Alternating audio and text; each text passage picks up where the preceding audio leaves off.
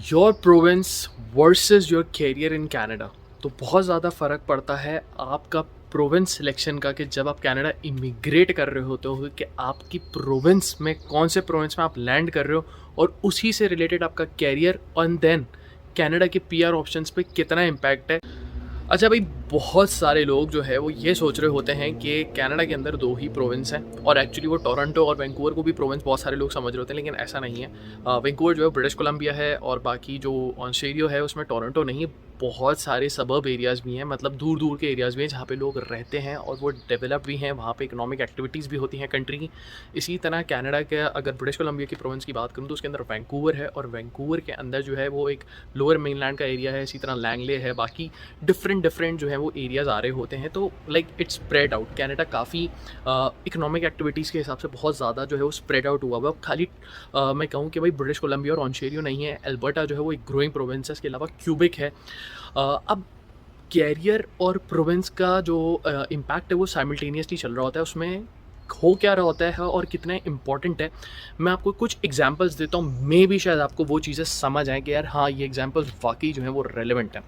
For example मैं assume कर रहा हूँ कि यार आपका जो कैरियर है वो रिलेट करता है मार्केटिंग से और कम्युनिकेशन से, और आप ले लेते हो मार्केटिंग एंड कम्युनिकेशंस में एडमिशन क्यूबिक के प्रोविंस के अंदर किसी यूनिवर्सिटी में आप जो है वो एडमिशन ले लेते हो,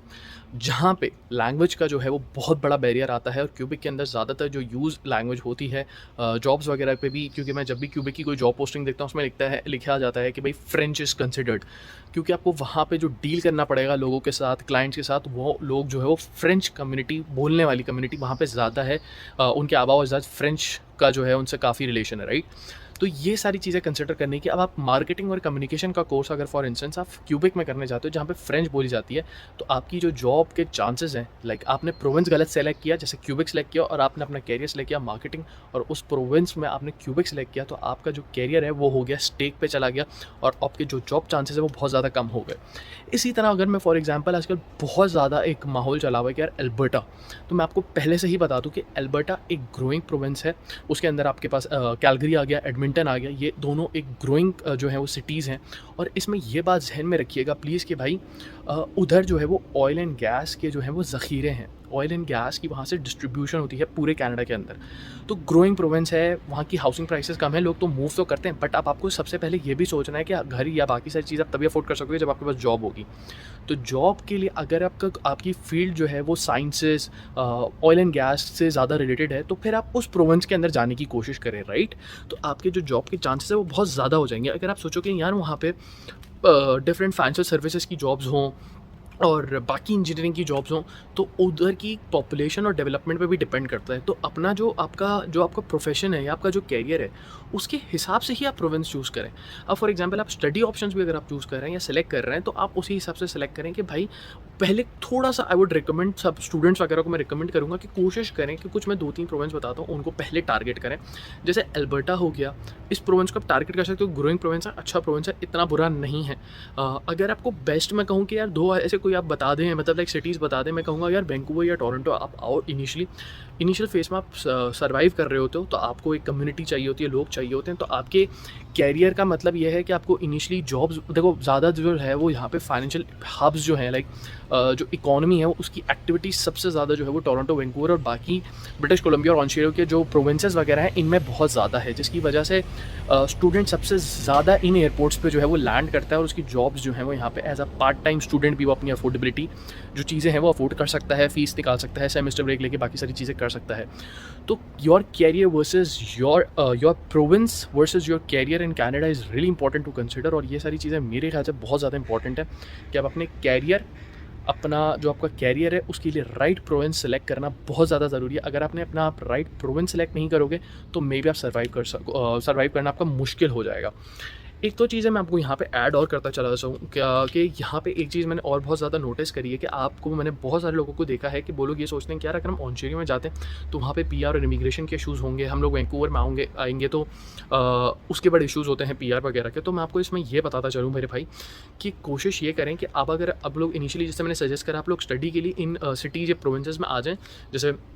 टोरंटो वैंकूवर की तरफ आप आ जाओ। इनिशियली अपनी स्टडीज़ वगैरह भी ज़्यादा करो, क्योंकि ज़्यादातर एजुकेशन इंस्टीट्यूट्स भी यहीं पर ही मिलेंगे आपको, और ज़्यादातर लोग यहीं पे बच्चे लैंड कर रहे होते हैं। और अब एज एन इमिग्रेंट भी आ रहे हो तो आप इनिशियली थोड़ा इधर लैंड करो, इधर थोड़ा सा आपको अपने लोग मिल जाएंगे। और जब आप यहाँ पे थोड़ा सा 6-7 महीने 1 साल सेटल हो जाओ, या स्टूडेंट जो इंटरनेशनल स्टूडेंट्स आ रहे हैं वो एक अपनी पढ़ाई जब कंप्लीट कर ले, देन पीआर के लिए वो जैसी वर्क परमिट अप्लाई करे, मूव कर जाए उधर, वो फिर उन प्रोविंस के साथ 1 साल या 6 महीने जॉब करने के बाद उसको प्रोविंशियल नॉमिनी प्रोग्राम के अंदर भी पीआर के ऑप्शंस बन जाते हैं। जैसे अल्बर्टा के अंदर यही है, विनीपेग के अंदर यही है, बाकी प्रोविंसेस हैं उनके अंदर भी बहुत ज़्यादा ही है। कुछ होते हैं स्टूडेंट्स यार जो वो बोलते हैं कि भाई हमें नोवा स्कॉशिया जाना है, न्यू फाउंडलैंड, लैब्राडोर जाना है। वो भी प्रोविंसेस बहुत अच्छे हैं, बट इनिशियली पता नहीं, अगर आपकी फ़ीस के बहुत ज़्यादा इशू हैं और आप ये समझते हो यार मुझे पीआर भी जल्दी चाहिए, अगर आप 1-2 साल वहाँ पे भी सर्वाइव कर सकते हो तो टेम्प्रेरी स्टे आप वहाँ पे भी करके अपनी स्टडीज़ कंप्लीट करके पीआर लेके फिर आप टोरंटो वैंकूवर की तरफ आ जाओ, राइट। तो आप अपनी सिचुएशंस के हिसाब से आप दोनों चीज़ें कर सकते हो। अब आपके ऊपर डिपेंड करता है, आपके रिस्क एपेटाइट पे डिपेंड करता है कि आप कितना रिस्क ले सकते हो, या आपकी फाइनेंशियल कंडीशन या स्टेबिलिटी कैसी है, या आप सोचते कैसा हो। आपका टारगेट है कि यार मैं छोटे प्रोविंस में जाऊँ, जैसे मैं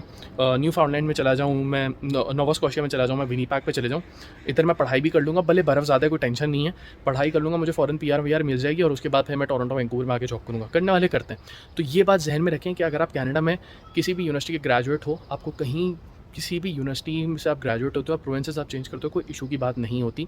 इनफैक्ट आपको बहुत ज़्यादा जो है वो लीनियंसी या फ़ायदे होते हैं हर चीज़ के। बहुत सारे लोग प्रोविंस चेंज करके प्रोविंशियल नॉमिनी प्रोग्राम में पीआर फाइल कर होते हैं। जो ऑनटेरियो के स्टूडेंट्स होते हैं वो ज़्यादातर निकल जाते हैं प्रोविंसेस में, विनीपेग चले जाते हैं, न्यू फाउंडलैंड चले जाते हैं, नोवा स्कॉशिया चले जाते हैं,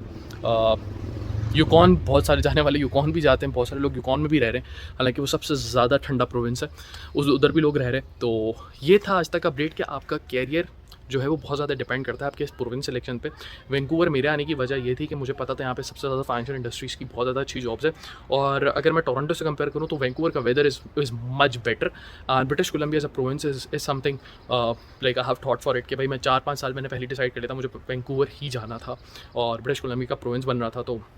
दैट वाज माय प्लान। तो ये सारी चीज़ें थी। बाकी आई होप आप लोगों को ये बात समझ आई होगी, तो अपनी चीज़ें उस हिसाब से प्लान करें। और अगर कोई क्वेरीज वगैरह हैं तो मोस्ट प्रॉब्ली जो है वो वीकेंड्स वगैरह पे है, यूट्यूब सेशन लाइव रखेंगे और इंस्टाग्राम पे फॉलो करने की कोशिश करें। बाकी मिलते हैं नेक्स्ट वीडियो में, जब तक के लिए टेक केयर।